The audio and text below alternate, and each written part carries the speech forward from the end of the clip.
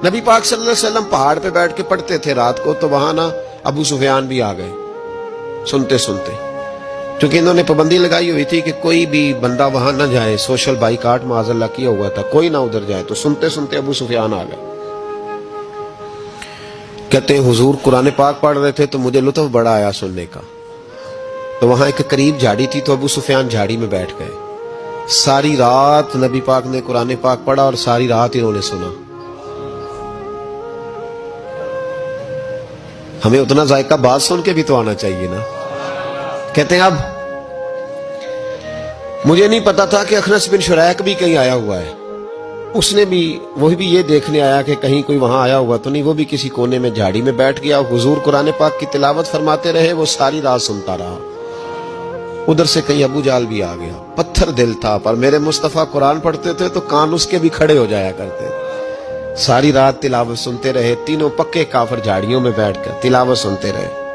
सुबह जब जाने लगे तो मुलाकात हो गई। तू किधर आया था? उसने कहा पहले तू बता, तू किधर आया था? मैं तो आया था देखूं कोई आया तो नहीं। मैं तो, तू किधर? उसने कहा मैं भी यही देखने आया था कि यहाँ कोई आता जाता तो नहीं। अबू जाल ज्यादा शातिर था, कहने लगा खबरदार कल कोई ना आए। आज तो आ गए, कल ना आना। अल्लाहु अकबर। लेकिन जहां दिल लगा होता है ना, वहां दिल खिंचा चला जाता है। दिल जहां लग जाता है ना, वहां दिल खिंचा चला जाता है। ये दिल का भी अपना एक मामला है ना। अब लग गया था कुरान पाक की तिलावत से। कहते हैं रात को अपनी अपनी चारपाई पे लेटे। दर्द अगर चे जान गुजिल है, मैं क्या करूं मेरा दिल है। गमेश का अगर ना होता तो गमे रोजगार होता। और वो मजा आतिश ने कहा था, वो मजा दिया है तड़प ने कि मेरी आरजू है या रब, मेरे दोनों पहलुओं में दिल बेकरार होता। तो कहते हैं कि अगली शाम फिर आई वही कैफियत, वही अंदाज, वही शौक। चारपाई पे लेटे पर कानों में वो आवाज रस घोले। लेटा ना गया, उठे पहुंचे, लेकिन आज जगह बदल के बैठ गए तीनों। सुबह सारी रात सुनते रहे महबूब की तिलावत। सुबह उठे तो फिर चौक में मुलाकात हो गई।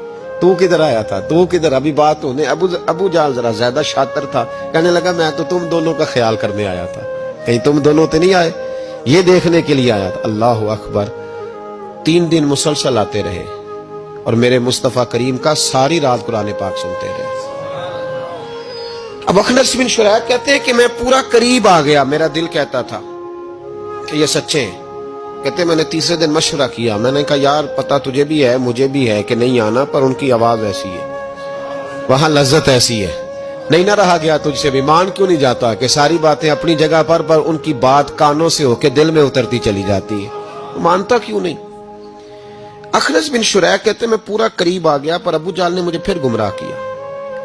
कहने लगा यार यहीं रहे हैं, बचपन भी यहीं गुजारा है, माज़अल्लाह 2 हाथ हैं 2 आंखें हैं, सारा कुछ वही है, कान पट्टियां सफेद हुई हैं, तो कहते मैं अल्लाह का नबी हूं माज़अल्लाह। उसने वसवसा अंदोजी की।